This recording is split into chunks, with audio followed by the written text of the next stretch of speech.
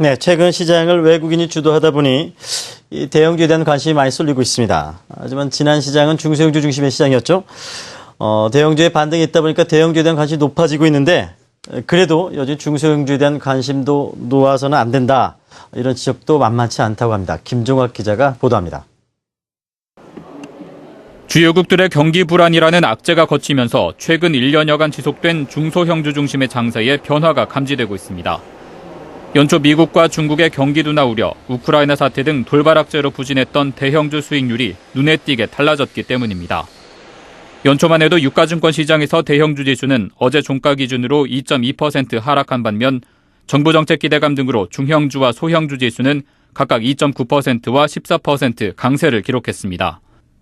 그런데 지난달 중순 이후 우크라이나 사태가 진정되면서 대형주가 4% 올라 중소형주 수익률을 앞질렀습니다. 실제 유가증권 시장에서 삼성전자는 지난주 5% 가까이 올라 130만 원 중반까지 회복했고 현대차도 25만 원 턱 밑까지 올라왔습니다. 올해 들어 3조 5천억 원의 매물을 쏟아냈던 외국인이 지난주 아이쉐어 MSCI ETF 등 인덱스 펀드를 중심으로 매수세로 돌아서면서 이 같은 반등을 이끌고 있습니다.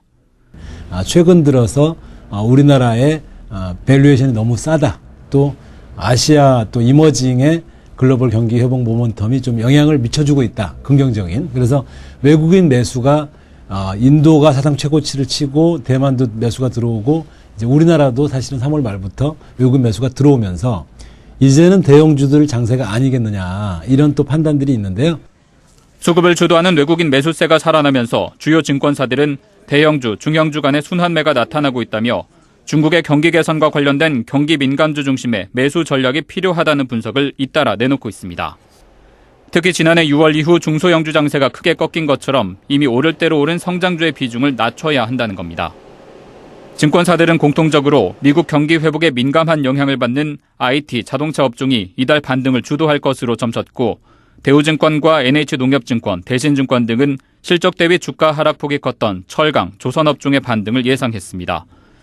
하지만 중소형주 장세가 아직 꺾이기에는 이르다는 분석도 만만치 않습니다.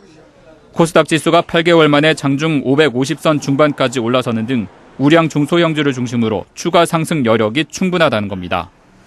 아직까지 중소형주라든가 코스닥 시장이 좀 꺾이는 분위기는 아직 나오지 않고 있습니다. 그래서 일단은 중소형주나 대형주 두 개 다 들고 가는 전략이 지금은 좋을 것 같고요.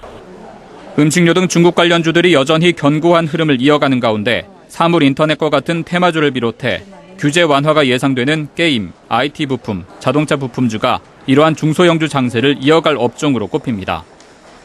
증시 전문가들은 중소형주에 비해 상대적으로 소외받았던 대형주의 비중을 늘릴 때가 됐다면서도 중국의 성장률 발표와 1분기 어닝 시즌이 진행되면서 대형주가 다시 조정받을 가능성도 있는 만큼 과도한 쏠림 현상을 경계해야 한다고 조언했습니다.